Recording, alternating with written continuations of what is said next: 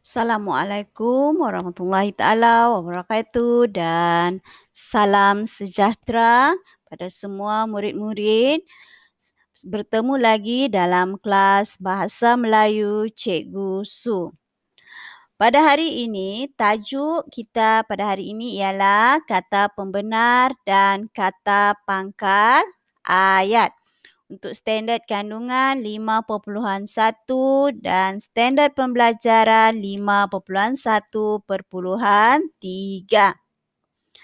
Dan objektif pembelajaran kita pada hari ini, pada akhirnya nanti pelajar akan dapat menyenaraikan 5 kata pembenar dan 5 kata pangkal ayat. Yang kedua, menulis 5 ayat daripada kata pembenar dan kata pangkal ayat. Kata pembenar ialah kata yang digunakan untuk mengesahkan sesuatu perkataan. Jadi apa saja yang kita gunakan untuk mengesahkan sesuatu dikenali sebagai kata pembenar. Kata pembenar lazimnya digunakan di awal ayat. Contohnya ialah ya, benar dan betul. Contoh ayat pula yang pertama, ya, buku itu kepunyaan saya. Ya ini adalah kata pembenar. 2, benar, dialah yang melukis lukisan itu. Benar adalah kata pembenar. 3, betul.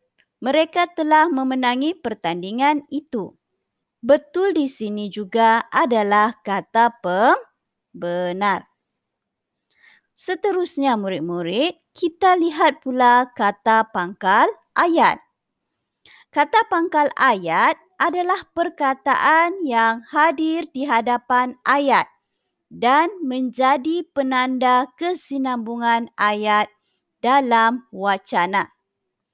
Yang kedua, kebiasaannya kata pangkal ayat ini terdapat pada karya sastra Melayu lama, iaitu prosa tradisional seperti syair, seloka, gurindam dan sebagainya. Kata pangkal ayat terdiri daripada hatta, al-kisah, adapun, syahadan, sebermula, kalakian, dan arakian. Contoh ayat bagi kata pangkal ayat ialah syahadan, baginda pun berangkat meninggalkan istana. Syahadan ini adalah kata pangkal ayat. Maka panglima itu pun diberikan persalinan oleh sultan. Maka adalah kata pangkal ayat. Hatta menurut riwayat yang empunya cerita. Hatta juga adalah kata pangkal ayat. Jadi berdasarkan contoh ayat di sini jelas menunjukkan bahawa semua kata pangkal ayat terdapat di hadapan ayat. Syahadan maka hatta diletakkan di hadapan ayat. Baiklah murid-murid. Murid-murid boleh lihat buku teks tingkatan 1 halaman 71. Aktiviti kita pada hari ini ialah kita akan baca petikan yang ada di sini dan cari kata pembenar dan kata pangkal ayat yang terdapat dalam petikan. Baik murid-murid, mari kita sama-sama baca dan mencari di manakah kata pangkal ayat dan kata pembenar yang terdapat dalam petikan. Al-Kisah sebermula dengan Raja Rawa yang memiliki kerajaan yang mewah dan terkaya di benua itu. Istana baginda diperbuat daripada emas bertah-tahkan berlian dan zamrud. Syahadan sedang baginda duduk-duduk sambil memerhati alunan ombak, maka terlintas dalam fikiran baginda mahu meneroka samudra pula.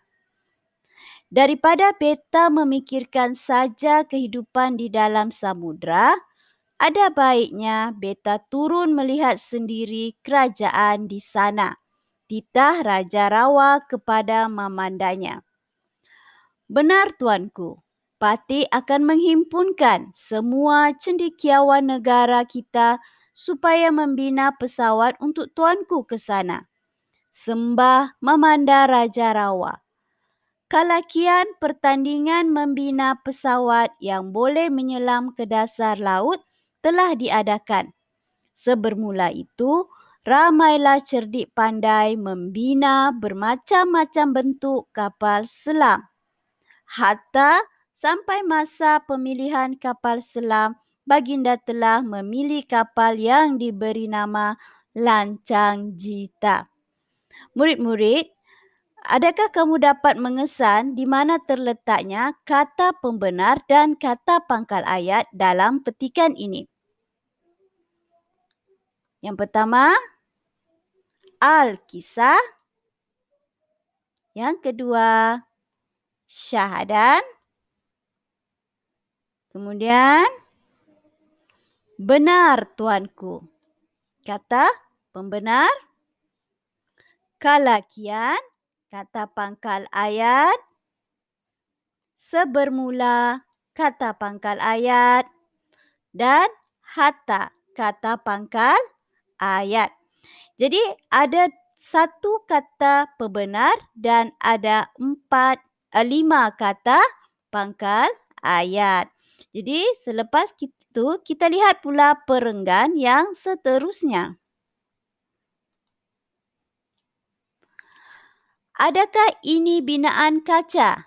Tanya baginda kepada pemilik Lancang Jita. Ya tuanku, Lancang Jita boleh menyelam apabila kapal diisi air dan timbul apabila air dikeluarkan daripada tangkinya. Udara dipam masuk dari luar bagi membenarkan penyelamat tinggal lebih lama di bawah air. Adapun kapal ini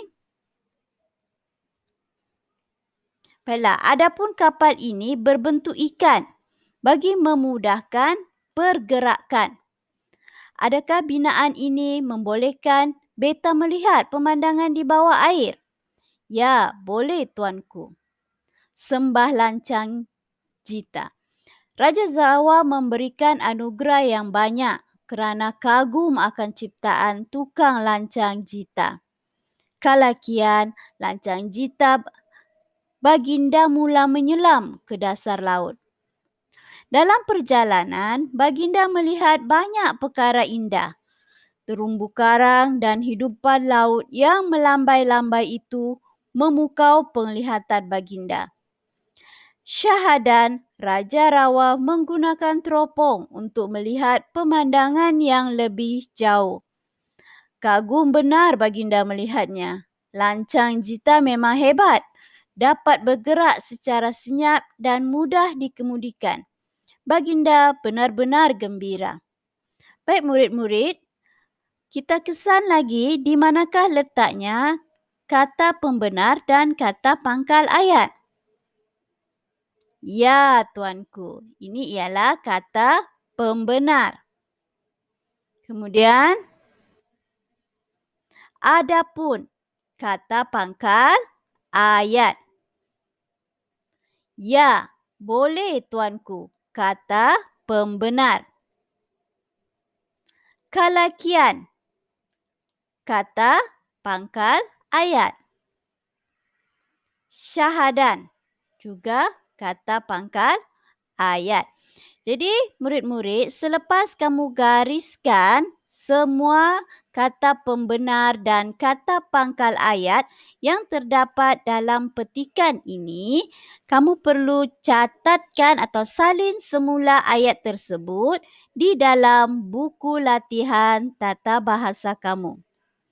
Okey, tugasan pada hari ini yang pertama, senaraikan kata pembenar dan kata pangkal ayat dalam petikan.